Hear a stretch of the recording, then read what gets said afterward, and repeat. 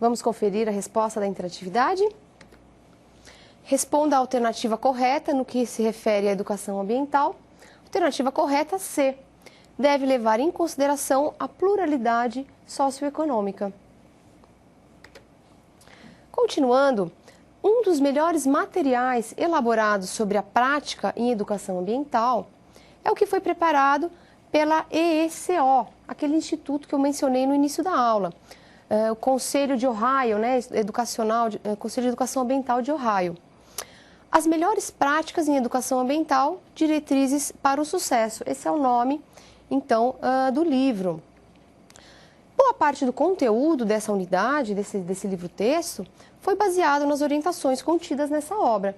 Muito interessante, se você tiver a oportunidade de verificar, vale a pena. Alguns pontos ressaltados, salientados nessa obra. Conhecendo para planejar. O planejamento das atividades e as formas de abordagem devem ter plena aderência ao perfil do aluno. Portanto, quando você planejar, elaborar algum projeto de educação ambiental, seja ele para educação formal ou não, é necessário que o perfil do aluno seja atendido, aquele projeto esteja focado no perfil do seu aluno. Aspectos importantes. Primeiro, a maturidade e o estado motivacional dos integrantes do grupo. Nível de amadurecimento. Crianças na primeira infância, a gente divide em três categorias. Criança na primeira infância, estudantes da educação formal, ensino infantil, fundamental, médio e superior, e o público em geral. Dependendo da faixa etária, desse nível de amadurecimento do público-alvo, vai ser diferente a sua abordagem nesse projeto, vai ser diferente a forma com que você vai desenvolver esse projeto, a forma com que você vai apresentar os conceitos e valores. Sempre esteja atento a esse nível de amadurecimento para desenvolver qualquer tipo de projeto na área do meio ambiente. Com relação à motivação, motivação pode ser extrínseca ou intrínseca. O que significa isso? Extrínseca, que vem de fora, externa, e intrínseca, que vem de dentro, do interior. A motivação extrínseca seriam recompensas externas ou incentivos ao aprendizado, como, por exemplo, provas, certificados, diplomas, do sistema da educação formal. Essa motivação extrínseca é característica do sistema de educação formal. Sempre há, então, provas, certificados, trabalhos que a gente precisa que o aluno precisa estar apresentando para que ele seja aprovado, para que ele obtenha a média. Então, essa seria a motivação extrínseca. Motivação intrínseca está mais relacionada aos projetos não formais, na área não formal. Desejos, interesses pessoais do participante, geralmente associada à educação não formal. Quando a gente fala da motivação intrínseca, seria aquela motivação que é do indivíduo mesmo. Ele tem interesse naquela área, ele busca, não há uma emissão de algum certificado necessariamente que vá fazer, e promoção de provas, que vai fazer com que aquele aluno se motive. Então, essa motivação é característica da educação não formal. Continuando, as características do ambiente onde serão executadas as atividades também é muito importante. As características do local onde o programa será implementado e o seu prazo de duração são de grande relevância para o planejamento e a efetivação do programa.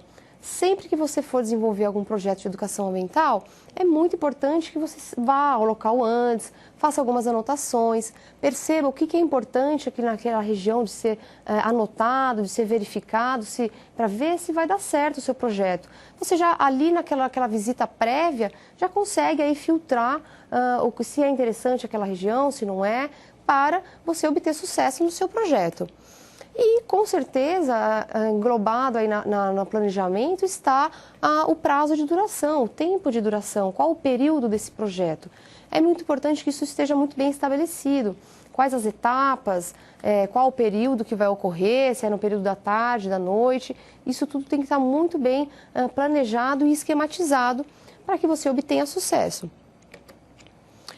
O ambiente educacional. Escolher o ambiente educacional que melhor atenda aos propósitos do programa.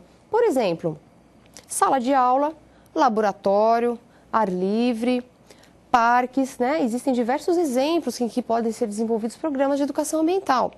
Estações de tratamento de água, aterros sanitários, complexos industriais e etc. Veja quantos exemplos, quantas possibilidades, né, de ambientes para que sejam desenvolvidos programas, projetos de educação ambiental. Nem tudo é interessante que seja feito em sala de aula. Tente abrir o seu olhar para esses outros ambientes. Por exemplo, uma estação de tratamento de água. É muito importante que as pessoas se sensibilizem com relação à questão da água. Quando a gente vai lá no local verificar mesmo como é que é feito na prática, as pessoas acabam se sensibilizando mais e tomando mais consciência.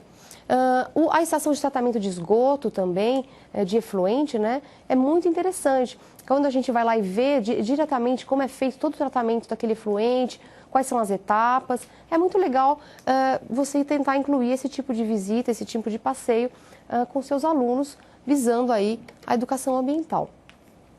Coloquei algumas imagens, essa seria uma imagem de uma estação de tratamento de água, em que a água está aí sofrendo alguns processos, né?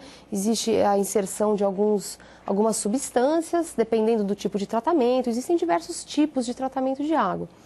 Então, é muito interessante que projetos sejam desenvolvidos nessas regiões. E aqui uma imagem da estação de tratamento de esgoto sanitário. Também muito interessante verificar quais são os procedimentos, que tipos existem.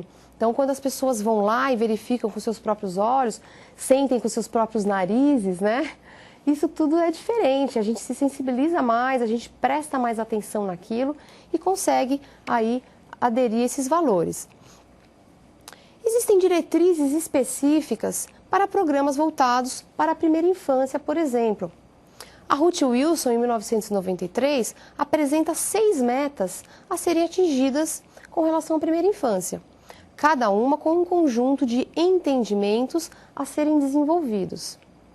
Essas metas podem ser adotadas como diretrizes específicas para a elaboração de programas voltados à primeira infância. Vamos dar uma conferida, então, quais seriam essas metas? Primeiramente, desenvolver a apreciação da beleza do mundo natural.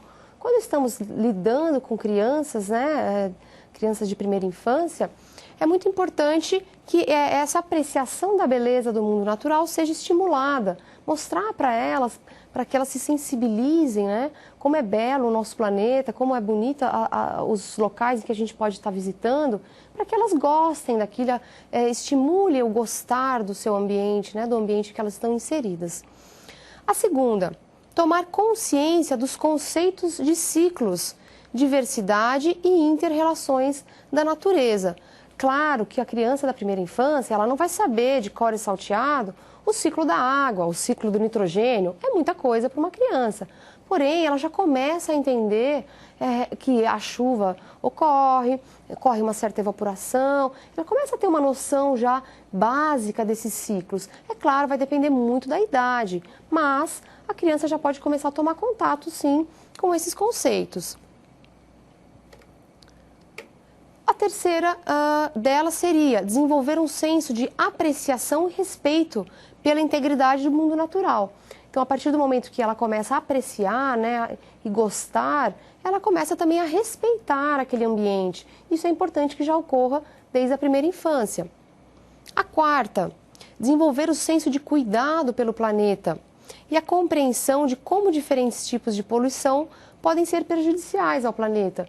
Uma criança já consegue entender um pouquinho disso, claro, ela já verifica como está, quando ela está saindo de casa, de manhã, ela olha para o céu, ela vê como é que está o ar, dependendo da cidade, claro, em que ela está inserida, se é uma cidade grande, a poluição atmosférica está intensa, ou não, se ela tem ali algum rio que está poluído próximo dela, isso já pode ser apresentado para a criança que é da primeira infância também. Desenvolver a consciência de que as pessoas são parte do mundo natural e não separadas dele. Então, aquele conceito de que tudo está interligado, né? Aquela consciência local e planetária, já pode começar a ser trabalhada com as crianças de primeira infância. Sexta, desenvolver a compreensão de como contribuir para o bem-estar da Terra. É muito importante que as crianças já comecem a ter essa noção, né? Que tipo de atitudes são importantes que elas tenham com relação ao meio ambiente? O que pode favorecer a preservação ambiental? As crianças já começam a entender isso dependendo da faixa etária. E existem diretrizes específicas para a educação formal. Para os diversos níveis de educação formal, educação infantil ao superior, valem as recomendações descritas por essa EECO, né, que eu já mencionei aí, Conselho de Ohio. É muito importante verificar aqui nesse momento que quando a gente fala educação formal, estamos falando aí de diversas faixas etárias. Então, claro que a abordagem vai depender muito da faixa etária que você está trabalhando. Vai depender muito de qual a idade dessa criança, se já é ensino superior, a compreensão é muito diferente de uma criança de Fundamental 1, por exemplo. Organizar as diretrizes em 4 vertentes, cada uma representando aspectos amplos da educação ambiental, visando ao final do processo a alfabetização ambiental. Então, eu vou pedir para você que pegue a sua canetinha marca-texto e grife aí a alfabetização ambiental, porque esse é o objetivo de que todas as pessoas que saiam da educação formal, que completem a educação formal, saiam aí alfabetizadas ambientalmente. Esse é um termo utilizado e é um dos objetivos aí com relação à educação ambiental. As 4 vertentes são descritas a seguir. Primeira, habilidades de análise e questionamento. Segunda, conhecimento dos sistemas e processos ambientais. Terceira, competências para a compreensão e a resolução de questões ambientais. E quarta, responsabilidade cívica e pessoal. Quando a gente está lidando com a educação formal, já temos aí alguns conceitos um pouco mais complexos, né? Claro, sempre pensando na faixa etária, vai depender muito da faixa etária que você está trabalhando. Mas essa habilidade de questionamento, né, compreensão e resolução das questões ambientais e responsabilidade cívica, que é muito importante. Se os ensinamentos da educação ambiental, desde a primeira infância, né, até ao término da educação formal, forem alcançados, teremos então pessoas ambientalmente alfabetizadas. Isso é muito importante que seja alcançado o mais rápido possível. No entanto, a aprendizagem não deve acabar por aí. Não quer dizer que se você acabou, me formei na graduação, pronto. Eu tive a aula de educação ambiental, já li um livro de educação ambiental, agora cessei os meus conhecimentos, completei, não preciso mais estudar nada com relação a isso. Será que é verdade? Com certeza não. Nunca vai cessar esse estudo, essa necessidade. Como eu já mencionei, o planeta também está sempre em mudança, em alterações. A nossa sociedade está sempre em alterações. Então, é bom estar atualizando esse conhecimento. E há diversos níveis de alfabetização ambiental. Existem pessoas que vão sair com uma compreensão mais superficial do assunto, outras pessoas já vão sair da educação formal com uma compreensão mais profunda, sabendo realmente quais são aí os processos envolvidos, e algumas saem já até participando de certos ativismos, realmente indo a fundo na questão ambiental. Então, existem diversos níveis de educação ambiental. Claro que não podemos colocar que todos vão ter o mesmo nível. Cada um vai ter a sua compreensão e desenvolvimento. Vamos para a próxima interatividade? Qual das alternativas abaixo não pode ser considerada uma meta a ser atingida em projetos para a primeira infância? Alternativa A, desenvolver a apreciação da beleza do mundo natural. Alternativa B, desenvolver um senso de apreciação e respeito pela integridade do mundo natural. Alternativa C, desenvolver a consciência de que as pessoas são parte do mundo natural. Alternativa D, desenvolver a compreensão de como contribuir para o bem-estar da Terra. E alternativa E, desenvolver a responsabilidade cívica e pessoal. Pensa um pouquinho, a gente volta já já com a resposta.